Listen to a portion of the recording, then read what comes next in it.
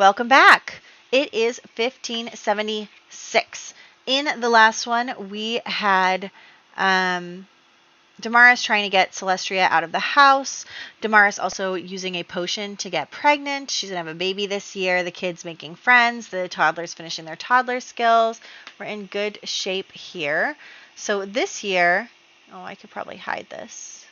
This year we have Gilbert Whitehead. Yeah, we don't have a ton of birthdays, but we do have our dear Yasmina. So Gilbert can't get a 7, 14, or a 19. That is Juliana's baby. He did not. Yasmina can't get a 2, 4, or a 6. She did not. And then Eustace Hobard, which is the last Hobard, can't get a 7 or a 13. The Hobard family is going to blow up. That's not a bad number, right? Yeah, okay. Because they have so many sons. All right, is he getting married and having kids? Oh, he's not. Okay, well, I take back what I said about you, Eustace. But, 1, 2, 3 of your brothers are going to get married and have kids. So, okay, so Eustace is not going to marry. But as for the townies, all right, we have some young adults in Huri and Amice. So, yeah. I think that will be that. Juliana's going to have her second baby this year. Everything is good. And I will, let's hop into the game. So here we are in our house. Damaris is pregnant. And we are going to have the baby this year. So that's really exciting. And I'm looking forward to it. And first things first, we are going to have Nicholas kind of school Damaris about, because he has now found out about her taking Celestria out on the date and, against her will. And so he's going to scold her about it and just kind of say, like, hey, like, that's not cool. You can't do that. I'm not okay with that. And, like, I know that you think you're in charge in this house, but, like, when it comes to the children, I'm not going to let you ruin their lives because of, whatever. And she's just like, yeah, okay, sure. Like she knows that at the end of the day, what's he going to do, right? So she is definitely biting back. She's going to be like, what do you care? You're not supposed to be involved. This is between women. Even though I think that back then probably the fathers did kind of decide who their person was. But anyway, Damaris is like, kind of biting back, being like, no, I am trying to do what's best for our family, and you don't get to tell me not to. And so they just get into this big argument about it. And Nicholas is really trying, because obviously he doesn't want Celestria to marry someone she doesn't want to marry. He felt very blessed that he met Sibley. Sibley was his wife, right? I might be getting the generations confused. I'm trying to remember how many wives this guy has had. Yeah, Sibley. So, he felt really blessed to have met her and everything, and so he wants the same for the kids, and he just kind of is frustrated, and he doesn't know how to stand up to Damaris. He really doesn't know how to, because he has just, ever since Anne died, he has just been going along to get along, and so he's not really in a place where he can, he's been going like that for so many years that it just, is a part of how he acts now, So anyway, we're going to have him kind of be like, whatever, and he's going to leave the house and he's going to come over to the Venian house and see Arun and his wife Witira and just basically be talking to them and kind of venting, because Arun is the next person who's closest to him, besides his family. So, they're going to have these conversations, and he's going to be able to vent to them, because even with Witira, he's friends with her. They're not strangers, they're friends, even though, he's sleeping with her husband. But, honestly, I think that they would all just, become a really close friend group, and, he's able to vent his frustrations to them, and obviously they don't know about these kind of things because they have very small children. We're going to tell them to expand the family again, so they're going to have another baby, which is really exciting. But I think that, too,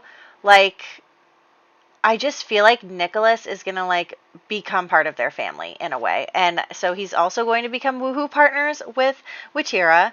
And so, yeah, honestly, I'm very tempted to install, whatever whims. I don't know if Wonderful Whims does it, but like whatever can get me to have them be like a throuple, you know.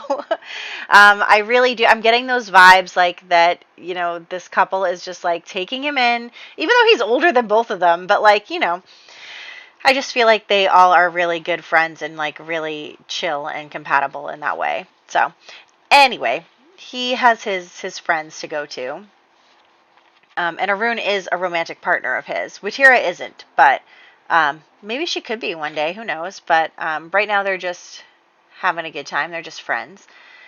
And yeah, we're still crying over Florence. Me too. Me too.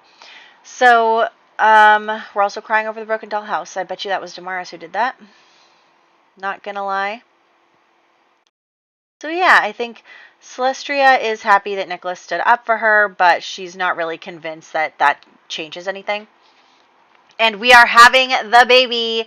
So let's go have the baby. Damaris has taken a fertility potion given to her by her father in order to have this baby. And it's a girl, and she just rolled a 1. So here's what I'm thinking. I think her father knew that there would be consequences to taking that potion. Like, I was really thinking about what I was going to make the consequences be, but the truth is, it's so clear to me that the consequence is that Damaris died. Like, Damaris took the potion, and whatever it did, it like took her like life source or whatever to make the baby thrive.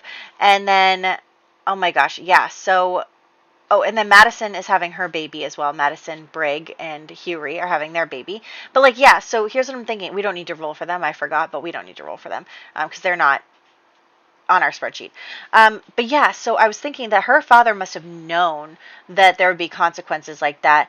And so when he gave that to her, but she took it anyway because she really wanted to have a spare, another child. And so she was really obsessed with that. And then, of course, she has another girl, and then it kills her.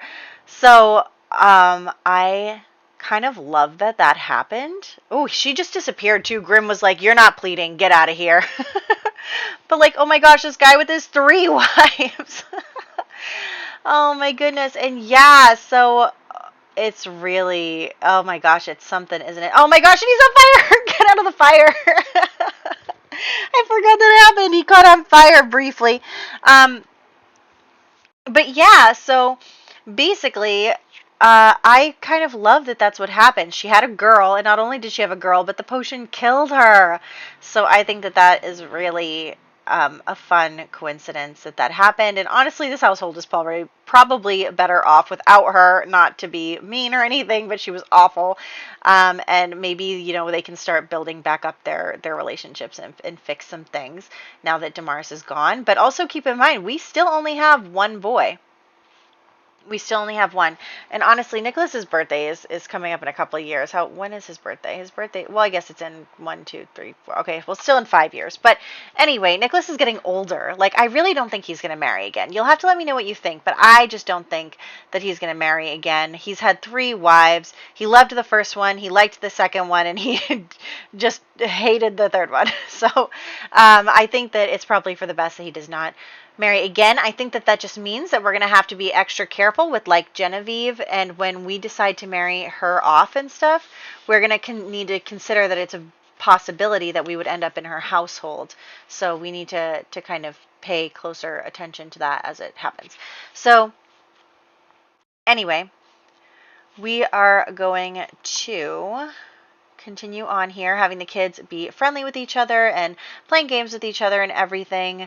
So I wanted the kids to just spend some time with their cousin Joanna. Eustace did age up, so he aged up out of the club there.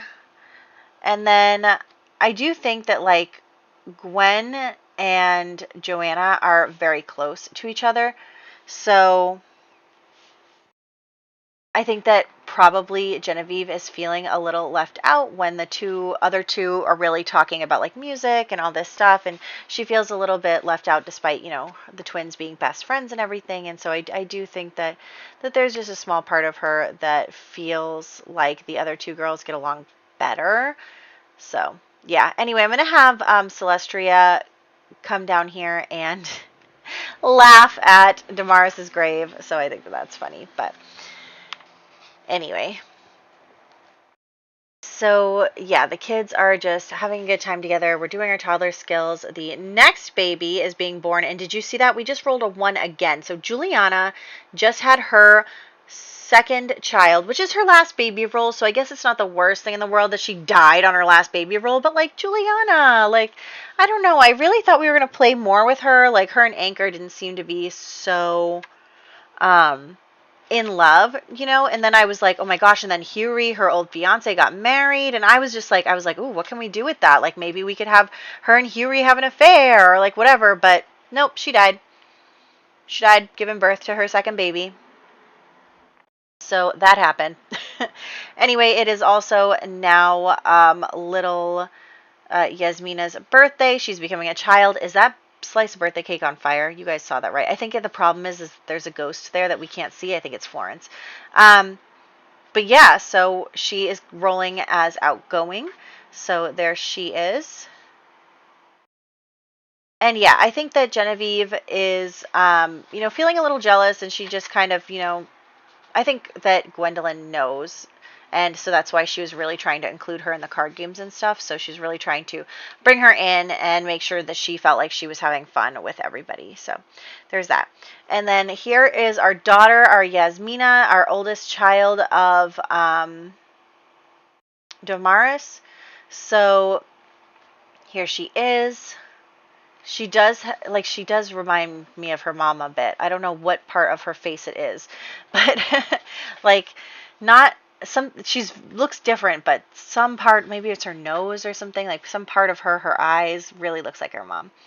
Anyway, and then we have Constance becoming an infant, so we are just going to dress her up as well. Here she is, our new baby, who's never going to know her mother, unfortunately, but stuff happens, I guess. And then we are going to start an event. So I'm just doing this so that the Sims don't leave when I try to call them places. That's literally my new favorite thing, is these hangout events, because I can make Sims go where I want and they will stay there.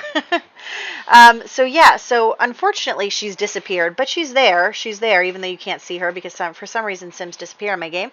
But basically, Avina Light, who is the second in line for the throne and is evil, is twin sisters to the current queen, Audrey. And so she actually, meets with Celestria out and about, and they, strike up a conversation. They are cousins, so it's not unrealistic that they would be, knowing of each other at least, although Celestria hasn't really had the opportunity to be close with her, mother's side of the family since her mother passed away.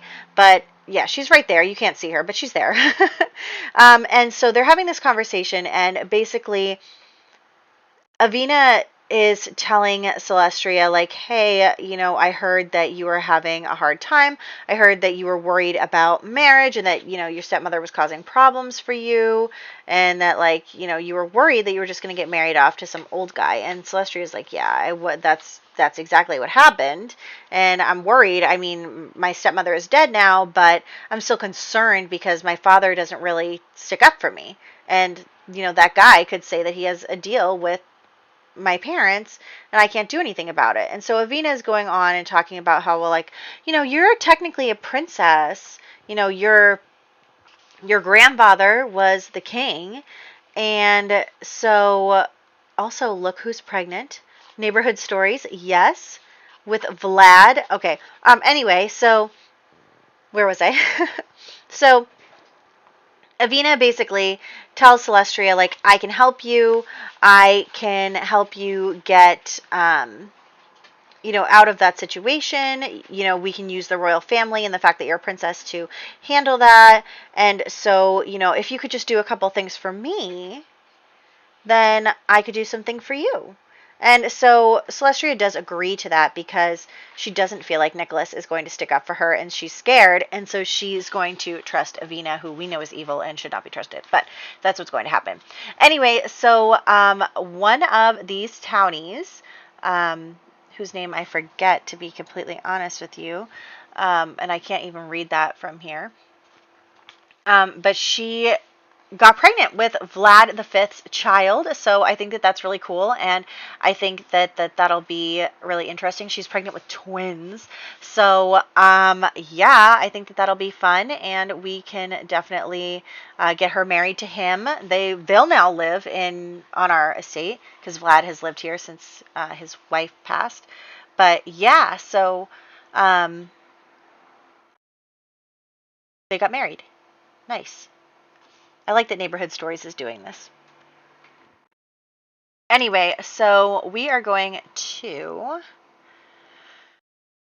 come here back to the family, spend some time together. Nicholas is going to want to have a conversation with Celestria. He obviously doesn't know that she has now made a deal with Avina, but he's basically going to try and tell her, like, hey, I know that you've been having a hard time, and I know that it was because of Damaris, and I'm sorry about that, but I'm gonna do my best with you, and I really do want you to know that I would never force you into anything. And so he's saying this to her, and she just kind of, it's like a little too late, Nicholas. Like, it's too late for her to trust you. She's a teenager now. She's in the marriage market. She's getting ready for the rest of her life, and she doesn't trust you because you've never given her a reason to. And honestly, it's really interesting because I feel like up until the last couple of sim years, I have been like really lenient on Nicholas and his behavior. And now I'm just like, you know what, Nicholas? You did a bad job.